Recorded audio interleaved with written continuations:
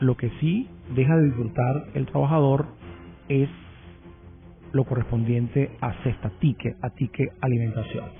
Ya tenemos en línea al sociólogo Marcos Hernández del Centro Universitario, postdoctor en gestión, director de la consultora Estudios de Opinión Hernández Hercón. Buenas noches, Marcos Hernández.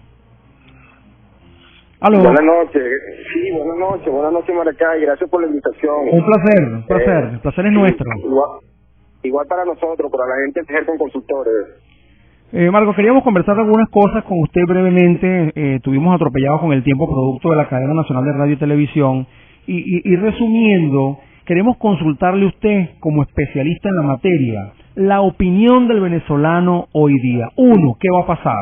¿Qué resultados espera de las acciones que está haciendo tanto el gobierno como la oposición? La oposición está última ante el Tribunal Supremo de Justicia con los recursos de impugnación contencioso electoral. Dos, algunas encuestas que han salido, en el caso pues la de Hercón, la de IBAT, que según las cuales Capriles le ganaría a Maduro si se repitieran las elecciones en este momento. El comportamiento, los números, ¿cómo está eso actualmente en Venezuela, Marcos Hernández? Sí, bueno, en la situación en Venezuela después del 14 de abril, los venezolanos estamos viviendo una tensión bastante compleja, ya que como para nadie es un secreto que los resultados no terminan de convencer a la oposición, que este es vinculante a los países de América, inclusive al mundo entero. Estamos viviendo un proceso que cada día está tomando un rumbo que la gente está buscando ya no solo las respuestas a nivel en Venezuela, porque estamos observando para nuestros análisis de que el CNE se comporta pues como un aliado más del gobierno. Inclusive la auditoría que se está haciendo actualmente, que lleva 2 días, se ha calificado de chucuta o simplemente pues está complaciendo al gobierno o al régimen en este caso.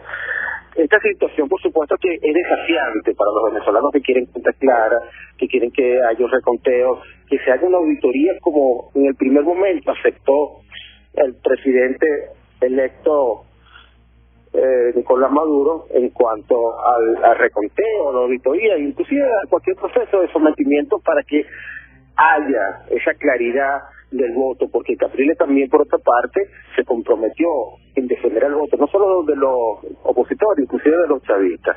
¿Por qué? Porque se respira y emergen lo que llamamos el gran fraude.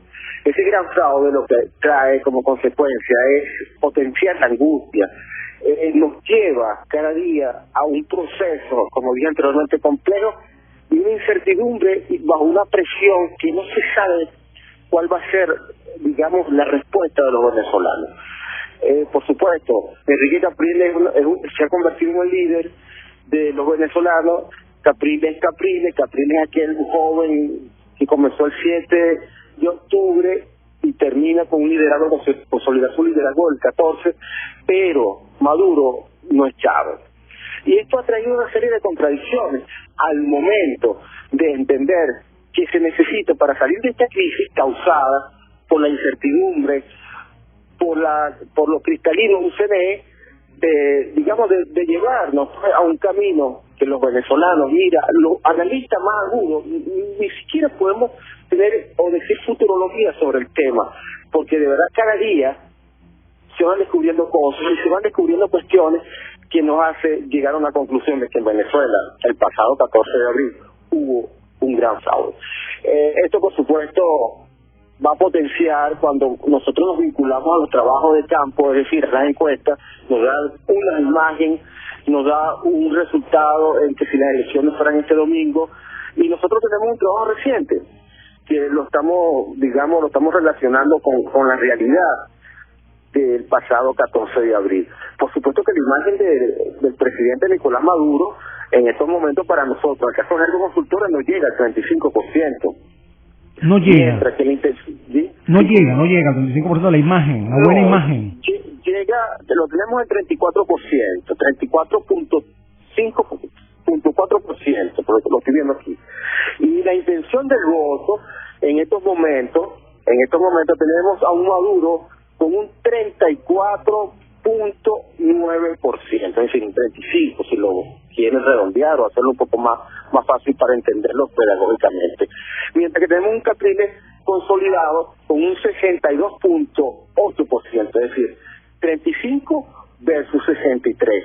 Es una intención de voto que podemos entenderlo, podemos hacer una comprensión, porque cada día sale a flote que en Venezuela hubo un fraude. Este es vinculante en la emoción, este es vinculante inclusive a la gente que decía un cambio, porque indudablemente Venezuela el pasado 14 de abril votó por un cambio, no votó por el régimen. Y cada día el régimen viene perdiendo más apoyo, y más apoyo, en nuestro caso, viene perdiendo entre 50 a 55 mil votos cada 3 días. Esto es bastante grave, porque el voto chavista duro oscila entre el 25% y el 30% en Venezuela.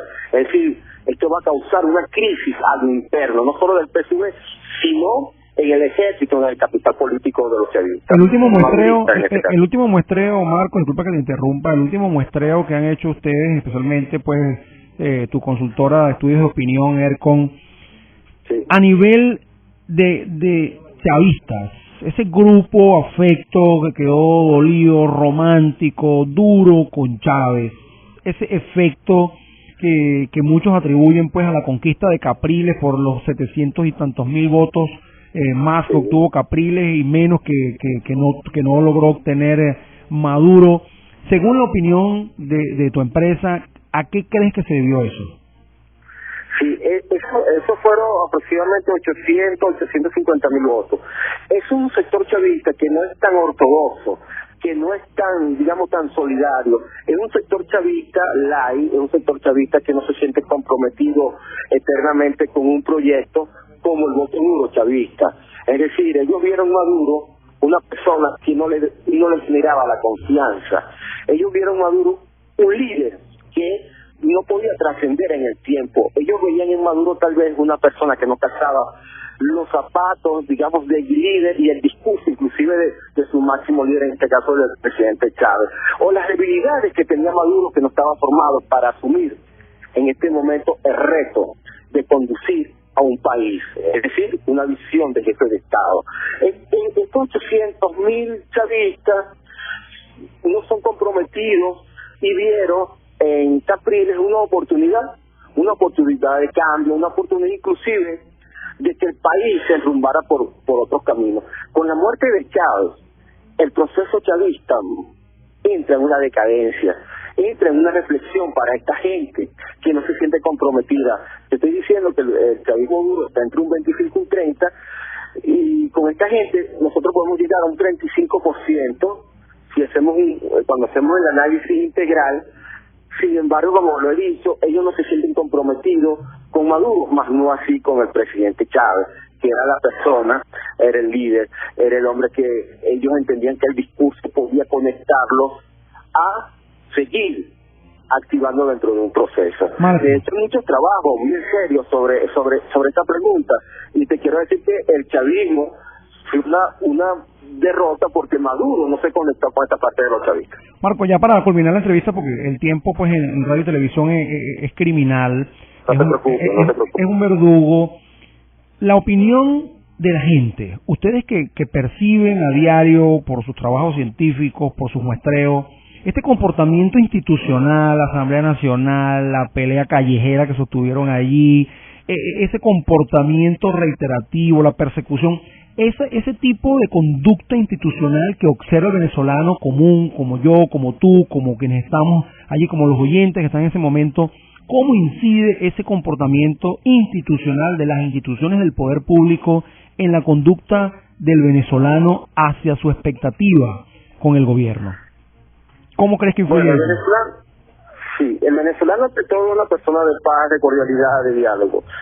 El verdadero fascismo es el que está aplicando el gobierno, la violencia, el discurso, el terrorismo psicológico, y el venezolano está comenzando a darle respuesta a una estructura, a un modelo que no es nuestro. Nosotros, los venezolanos de a pie, la sociedad civil no comprende ni se conecta con esa filosofía del fascismo. El gobierno está, digamos, activando un fascismo, y ellos dicen que en la oposición no, es todo lo contrario.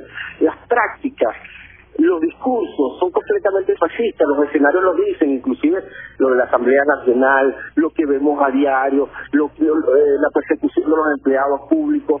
Esto, por supuesto, no ayuda al gobierno, y lo llamamos el régimen por su fortaleza y por su filosofía y visión de gobernar, no ayuda a captar votos y menos de consolidar y potenciar la revolución que empezó Hugo Chávez Frías. Esto le va a traer muchos problemas en un futuro muy corto digamos, a la gente del gobierno, a Nicolás Maduro y a todo su equipo, porque la gente ha empezado a entender que los verdaderos fascistas están en el gobierno nacional a través de sus prácticas y su discurso. Para terminar, Marco, ¿podrías decir entonces que los verdaderos enemigos de la revolución están en la propia revolución y no en la oposición?